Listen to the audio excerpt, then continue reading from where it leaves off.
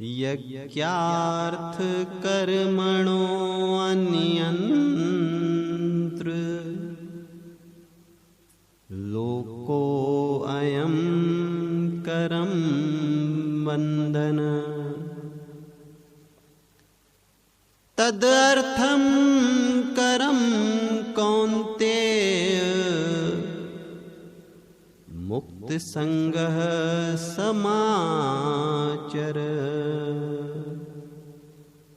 तदर्थम करम कौन्तेय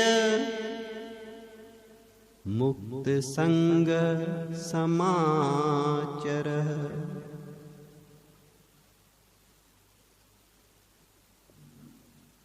सौभाग्यशाली गुरुमुख सज्जन मंडली, भगवान श्री कृष्ण कहते हैं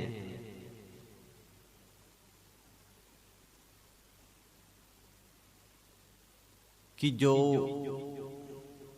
कर्मों के भेद को समझकर संसार में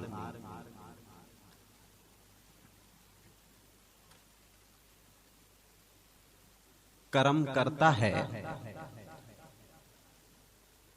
वह संसार में रहते हुए कुछ भी न करे, सिर्फ कर्म करे, मुक्त हो सकता है। मुक्त संग समाचर है। तो कर्म किस प्रकार किए जाएं? कहते हैं यज्ञार्थ कर्मणो अन्यंत्र, कि जिस प्रकार यज्ञ करते हैं तो यज्ञ में जो आहुति डाली जाती है, तो जो आहुति डालने वाला होता है वह यह कहता है, जिसके लिए यज्ञ किया जाए वो कहता है कि यह आहुति इसे अर्पण है।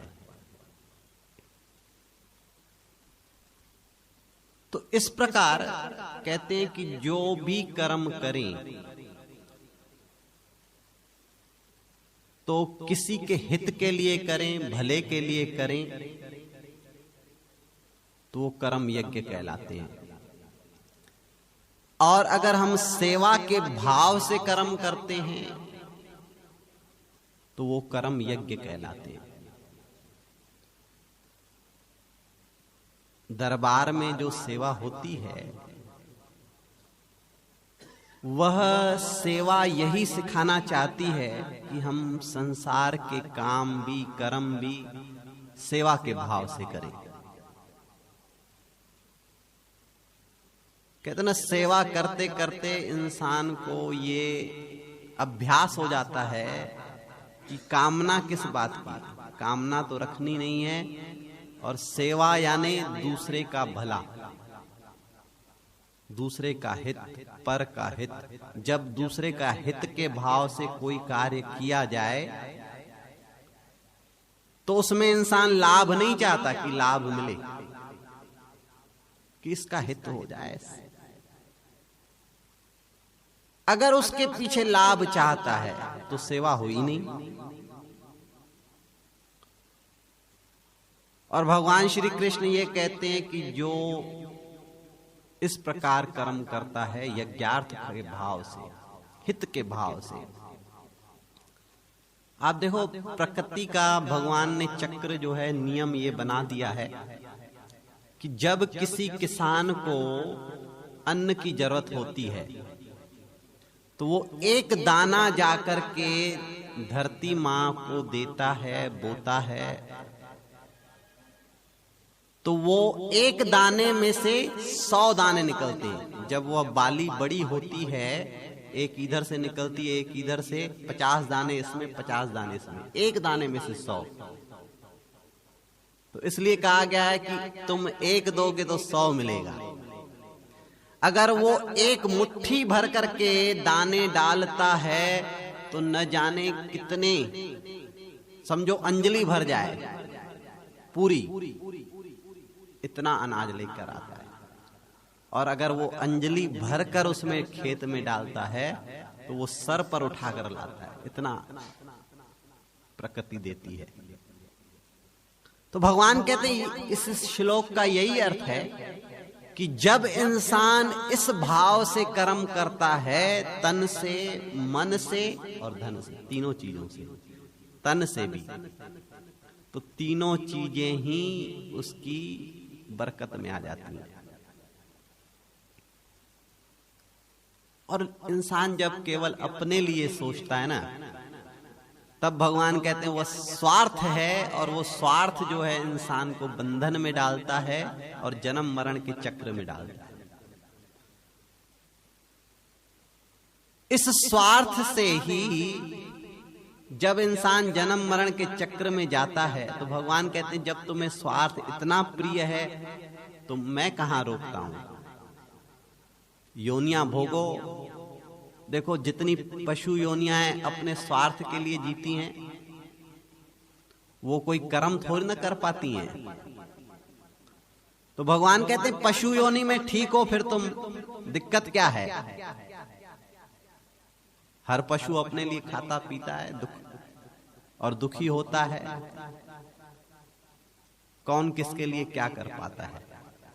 तो भगवान कहते हैं मनुष्य जीवन इसलिए है कि कर्म करता हुआ इंसान अपने जीवन को परमात्मा से जोड़े, ऐसी कर्म की व्यवस्था दी गई है। एक बार भगवान श्री कृष्ण और अर्जुन जा रहे थे,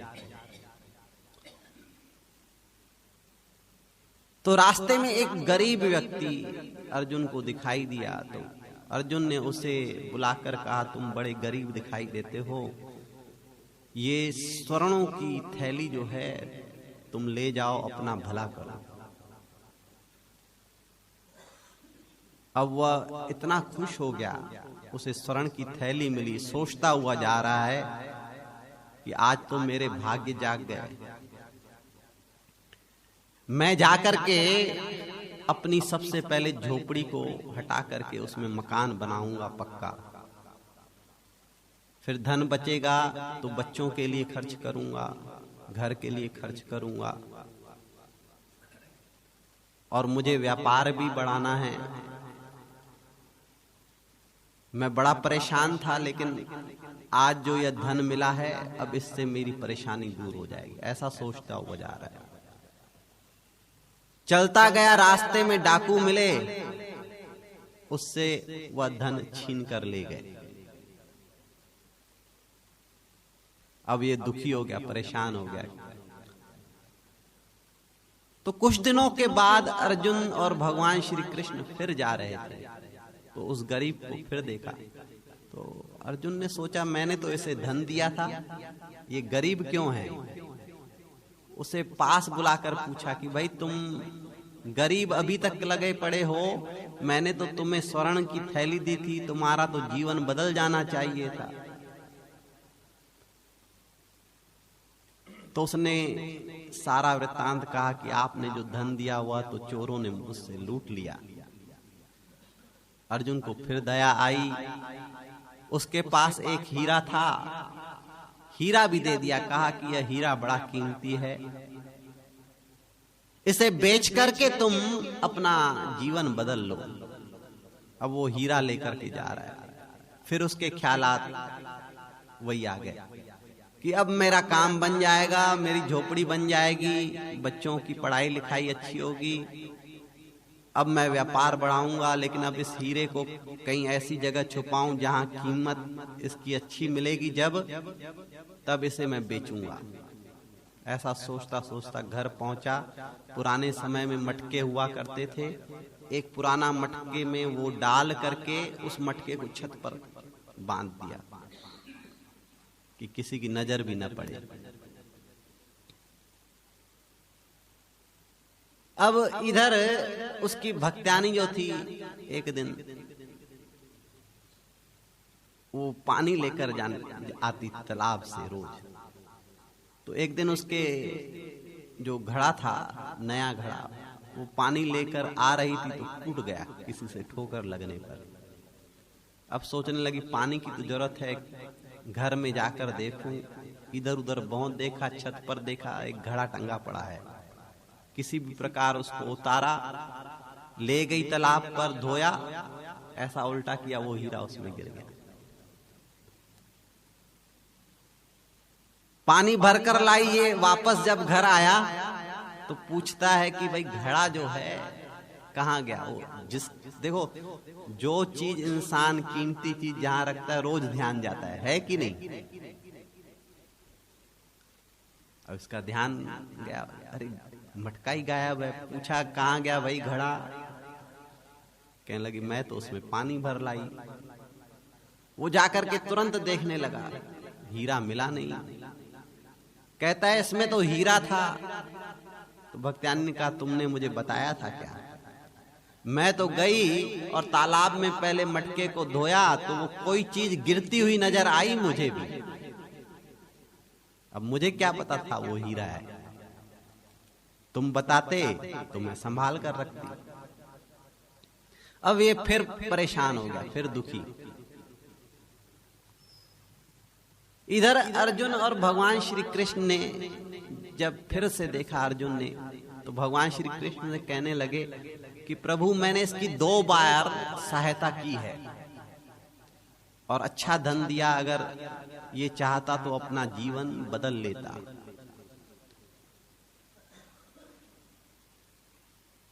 तो ऐसा क्यों है प्रभु कि इसके पास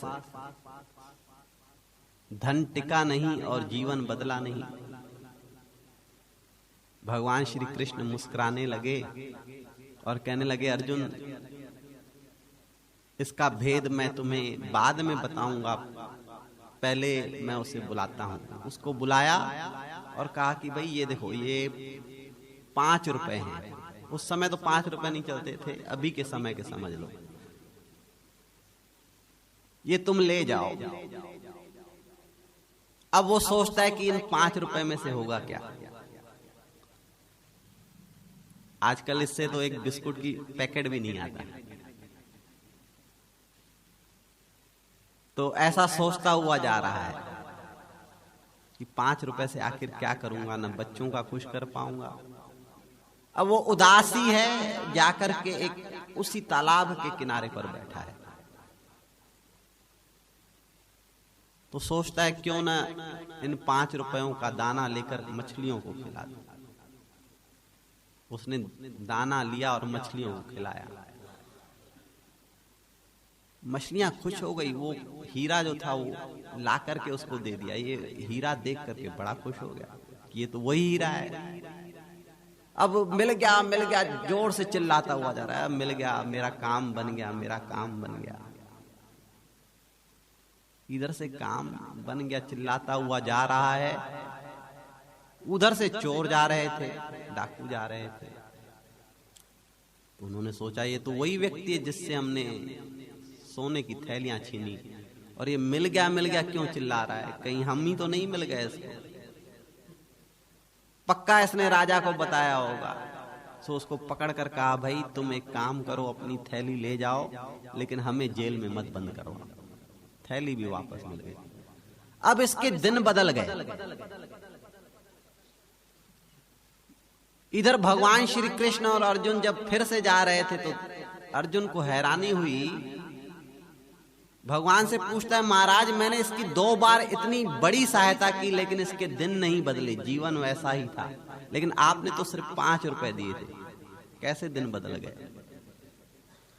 भगवान ने कहा कि अर्जुन जब तुमने इसे 2 बार धन दिया तो केवल अपने बारे में सोच रहा था कि मैं मकान बनाऊंगा, व्यापार करूंगा, बच्चों को पढ़ाऊंगा, केवल अपने स्वार्थ के बारे में।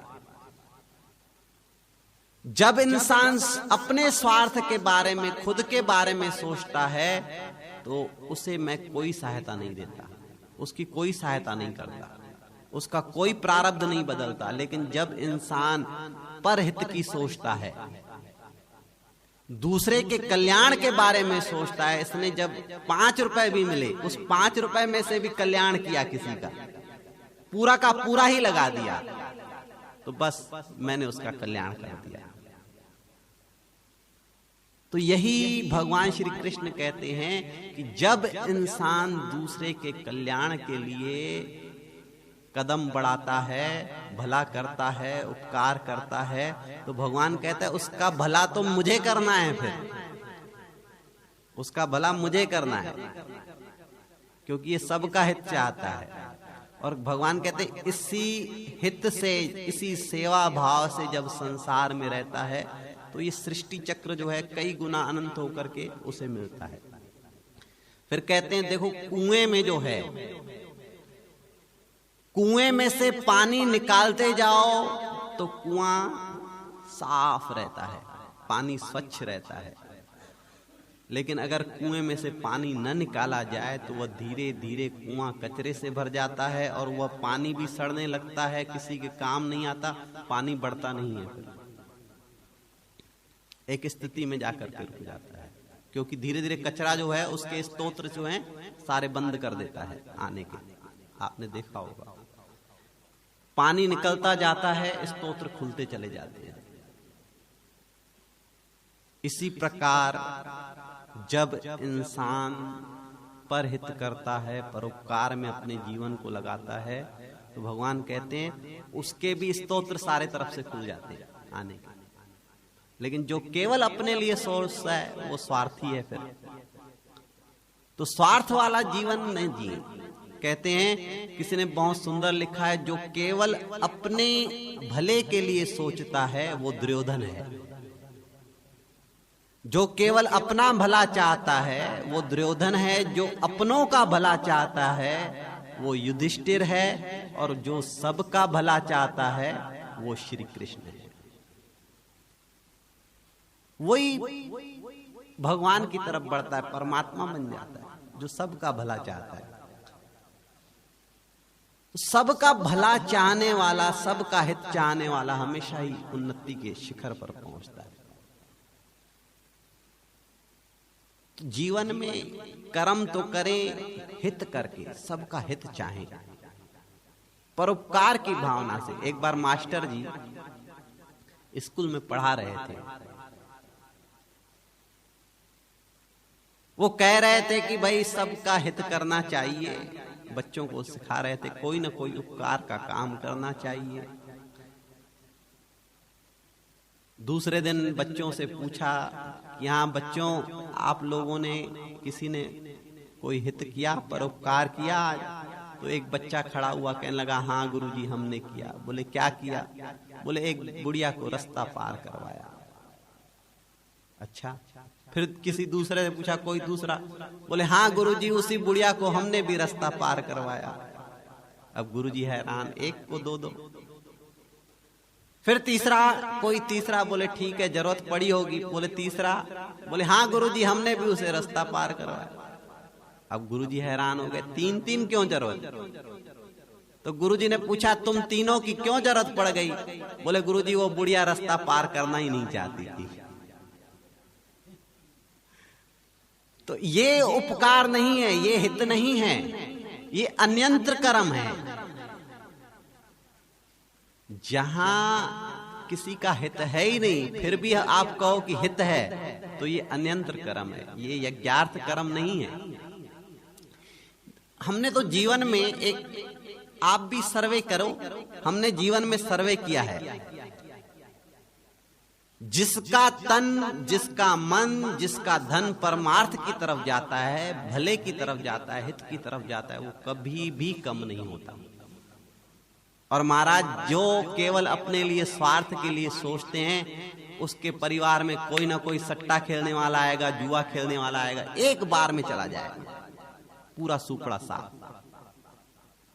जितना उसने मेहनत करके एकत्र किया होगा ना, जितना मेहनत करके, एक बार में, दूसरी बार आएगा ही नहीं समय।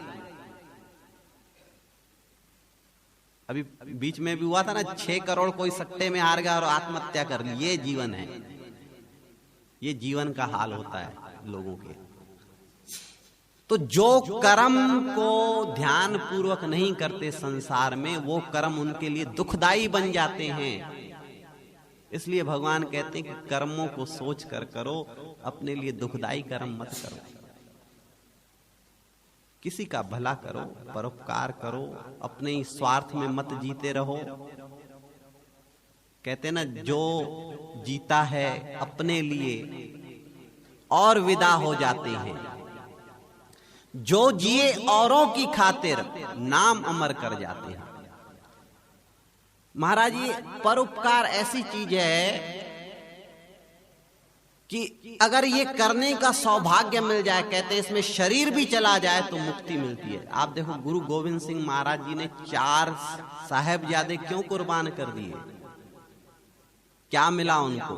परोपकार के बदले उनको पता था इसी में इनकी मुक्ति हो जाएगी। 4 साहिबजादे कुर्बान कर दिए। ऐसे कितने ही वृत्तांत जिनको परोपकार का पता था, जिनको परोपकार की महिमा पता थी, उन्होंने अपना जीवन तक दान दे दिया। धन तो एक तुच्छ बात हो गई, तुच्छ से तुच्छ बात हो गई। अपना जीवन, दधीची ऋषि थे, जब स्वर्ग पर आक्रमण हुआ, राक्षसों ने हमला किया, तो भगवान के पास गए देवता, कहने लगे महाराज हमारी सहायता करो। भगवान ने कहा अभी इनकी शक्ति इतनी बहुत बड़ी हुई है, बहुत ज्यादा बड़ी हुई है, मैं भी तुम्हारी सहायता नहीं कर सकता। बोले कोई उपाय? बोले एक उपाय है, ऋषि दधीची हैं, वो इस समय इतनी तप में लीन हैं, अगर उनकी हड्डियों का कोई शस्त्र बन जाए तो तुम इन पर विजय प्राप्त कर सकते हो। अब सोचो, जीते व्यक्ति के पास, दधीची ऋषि के पास गए सारे देवता और हाथ जोड़कर प्रार्थना की, महाराज राक्षसों ने हमला कर दिया है, हमें आपकी हड्डियों से शस्त्र बनाना है। ऋषि दधीची जी ने, उनको पता था कि ये मेरा सौभाग्य है, जो तपस्या में आनंद नहीं है, जिसको तपस्या में लीन है, वो आनंद छोड़ करके अपने तप के बल से तुरंत शरीर को भस्म कर दिया और दे दिया। तो ये है जिसको ये समय प्राप्त हो जाता है, उन्होंने शरीर तक के दे दिया, कारण ये कि तुरंत मुक्ति। ऐसा मुक्ति का साधन और कहीं नहीं हो सकता। भगवान यही कहते हैं कि जो यज्ञार्थ कर्म करता है उसकी मुक्ति है, वो मुक्त हो जाता है। और जो केवल स्वार्थ सोचता है, फिर 84 खड़ी है महाराज, मुक्ति उसे थोड़ी ना चाहिए, 84 चाहिए, स्वार्थ चाहिए, अपने लिए जीना चाहता है तो पशु बन करके जिए। पशु बन करके जीने में क्या दिक्कत है? हर पशु अपने स्वार्थ के लिए सोचता है, अपने परिवार के लिए ज्यादा से ज्यादा, और क्या। तो इसलिए कर्म हम अगर परमार्थ की खातिर करते हैं तो परमात्मा हमारे साथ है। स्वार्थ के लिए जीते हैं तो फिर कोई साथ नहीं होता। फिर स्वार्थ के लिए जीते हैं तो अपने अपने भी पराये हो जाते हैं, कितना ले गया। तो ऐसा जीवन किस काम का? जीवन तो वो है ना जो पीछे से कहते जाएं कि वाह क्या व्यक्ति था, जो सबका भला चाहता था, सबके लिए जीता था। तो सज्जनों, आज सत्संग का थोड़ा समय भी ज्यादा हो गया, लेकिन हम इस भगवान श्री कृष्ण की गीता को समझेंगे तो हम संसार में रहकर बहुत सुखी जीवन जी सकते हैं और मुक्त जीवन जी सकते हैं। बोलो जयकारा।